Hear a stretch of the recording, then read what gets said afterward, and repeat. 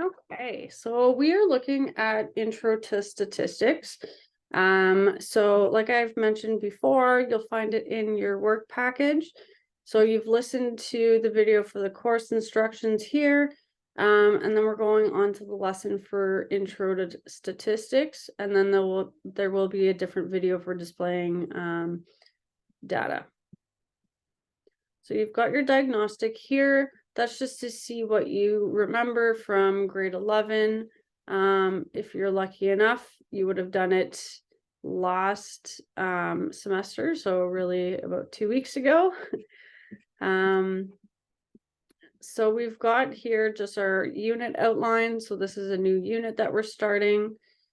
And yeah, so we can get started. So I just need to find my pen here. Awesome. Okay.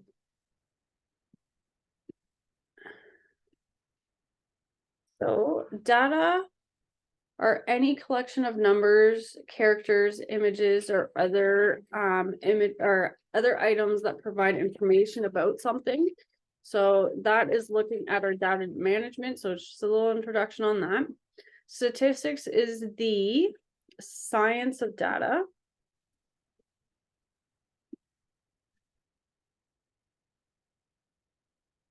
The volume of data available to us is overwhelming. So our population is over 7 billion people. So you can imagine that our data is very extreme, very wide. So for example, astronomers work with data on tens of millions of galaxies. So the data that we have is very fortunate to be very large. Another example is the checkout scanner at Walmart's 10,000 stores in 27 countries records hundreds of millions of transactions every week. In terms of sports, we've got professional sports teams collect extraordinary amounts of performance data during games. So like speed, goals, lots of different aspects that they have data for. In all of these cases, the data are trying to tell us a story. So to hear the data, what the data are saying, we need to help them speak by organizing, by displaying, by analyzing, and interpreting. So that is data management in a nutshell.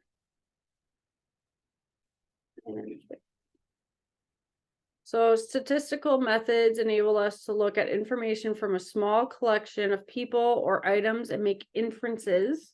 So if we aren't sure what inferences mean, it's just making educated guess on our experiences, on what we know, our knowledge, etc., about a larger collection of people or items.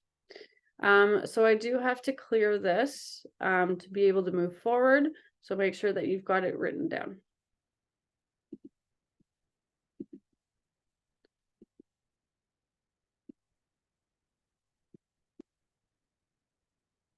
Okay, so for instance, if we wish to estimate the proportion of people who will have a severe reaction to a flu shot without giving the shot to everyone who wants it, statistics provide approximate methods. So for example, we had a lot of statistics when it came to the COVID booster shots or shots.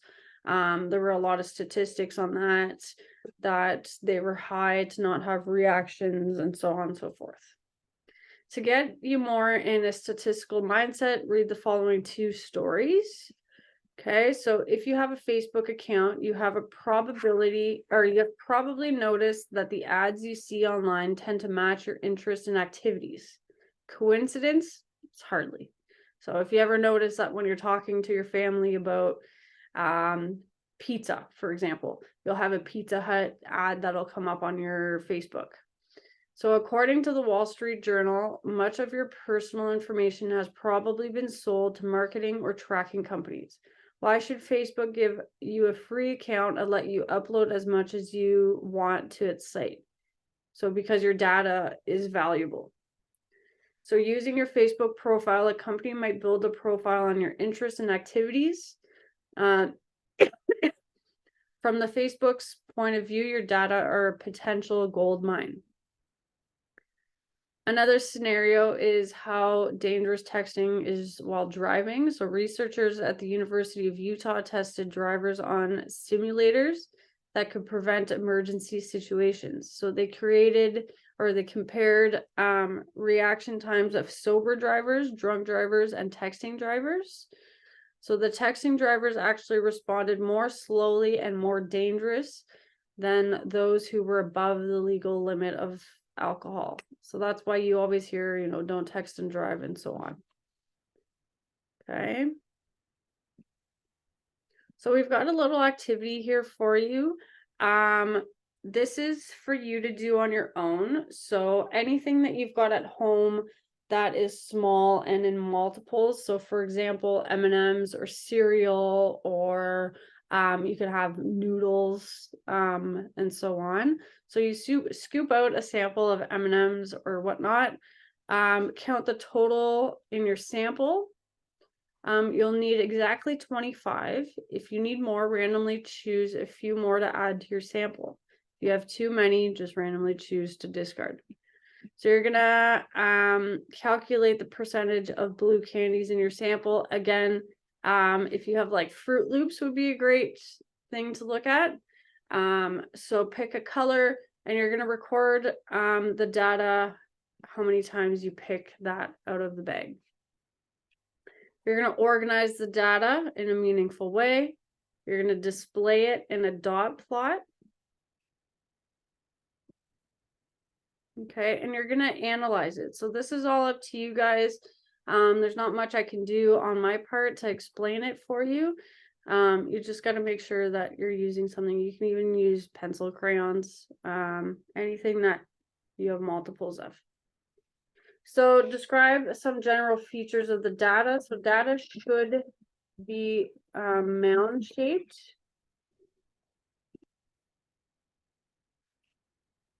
Okay, answers are going to vary for the percentage of a certain color.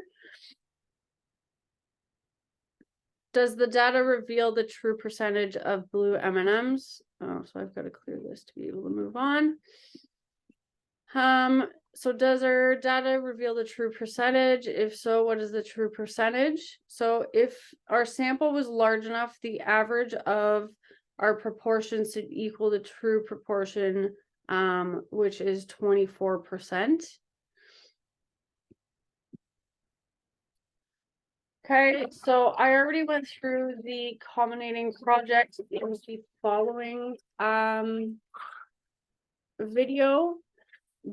Or in the last video, sorry. So you're going to pose a significant problem whose solution would require the organization and analysis of large amount of data. You will apply the skills you learn in the course to design and carry out the study of the problem, and you're going to compile a clear, well-organized, fully justified report of the investigation and its findings. Okay. And that is it. So here you've got your independent practice questions. So you're going to explore our website and whatnot. There's not too much for the independent questions on that one. And the next lesson is coming up.